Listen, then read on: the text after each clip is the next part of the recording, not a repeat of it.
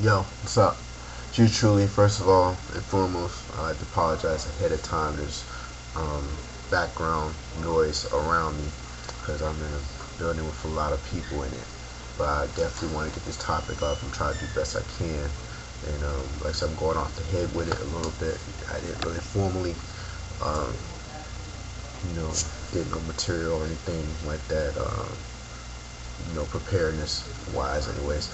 And but I just wanted to talk about I guess you could say the ideal or the concept of black supremacy. And it's kind of funny because I remember looking at a video a couple years, not years ago, but a couple weeks ago or so.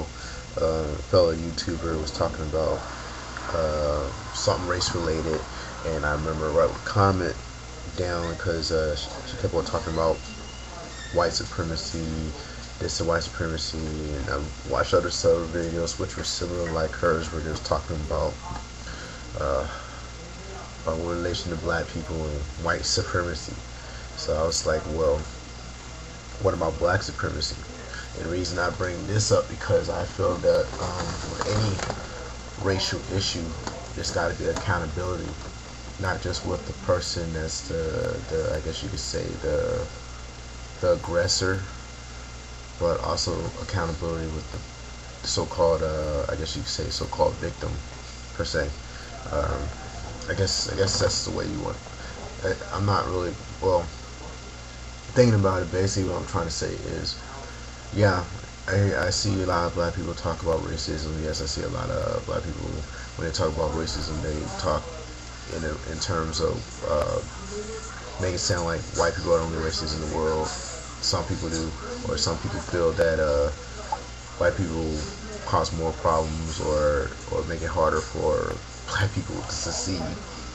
And they come up with so many explanations and thousands of ways of why is this and that and this and that.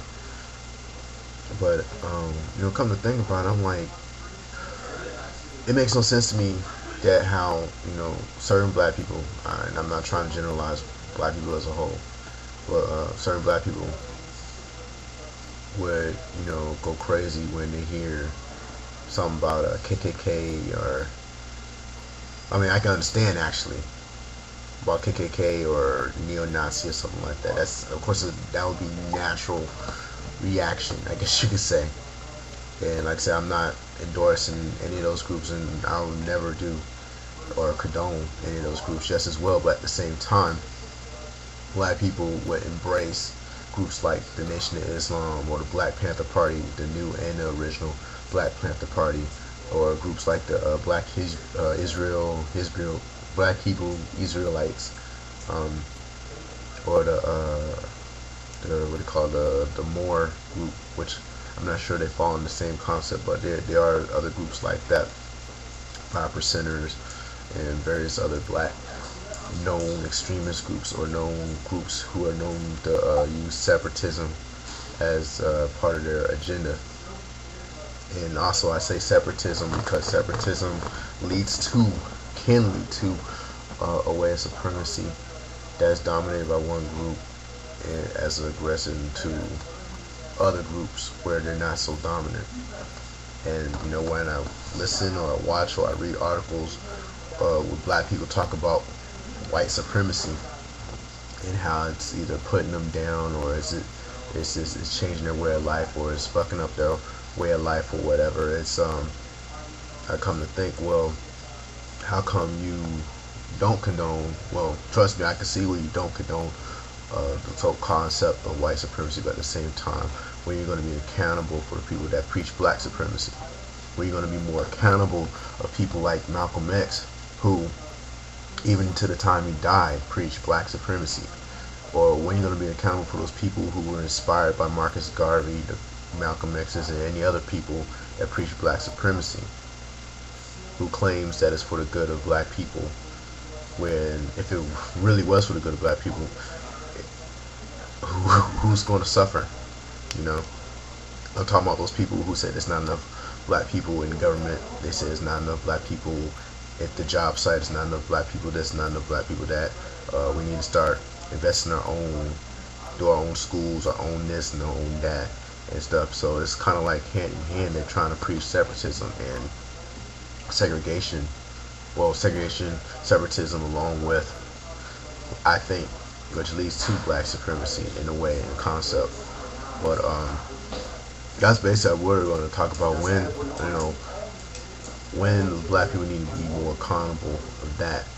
They need to admit, I think some people won't admit, black people won't admit that black supremacy is the ideal, at least anyway, don't exist. I'm sorry, people blocking me or dropping IMs. And I'm like, look, yeah, you got neo-Nazis, KKK, even the Latino group, Mecca, La Raza. They're known to have their little issues with society, and they stick their foot out or their nose in, or whatever you want to call it. And a lot of times it's not best for the people, and several other people's eyes as well. So they have their own little agenda. My thing is just like, black supremacy, idealized, ideologically, does exist. So let's get it straight. And if you really want to look at it from simple terms, not necessarily from a political or ideological term, you can have black supremacy. You go to Africa, hello. You go to Jamaica, or a place, area where it's predominantly black people in the world, where literally the way of life, predominantly way of living by black people. You go to predominantly black country, whatever, South Africa or whatever, you can go there and you got forms of black supremacy. But if you're just looking at simple concept of Marcus Garvey, all these other so-called black leaders, these people took it to the extreme. I mean, he's like, you can't tell me these guys weren't racist.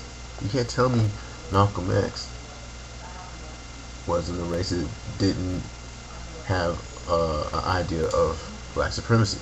You couldn't tell me that Louis Farrakhan, he was so obvious a black supremacist. So black people especially, I think you need to be more accountable of people like that, because it makes no sense that you're going to say, well, these white people are racist, but no, this guy's not. Come on now, let's get serious. Let's get seriously. You don't try to contradict something, because race is no distinctive color for a race, no distinctive ethnic group that is more racist than the other. I mean, race is racist. You're going to have a person, you're going to have people that that's not going to like other people. Unfortunately, that's always going to happen. Forever that's good, it's always going to be bad. Whoever positive is always going to be negative, unfortunately. And that's just how the way the world works, unfortunately. And you do have people out there where their main objective is to find a gap in there to either piss another group of people off, or to set something where it benefits them, but at the same time it has other people suffering. Basically, what I'm trying to say is,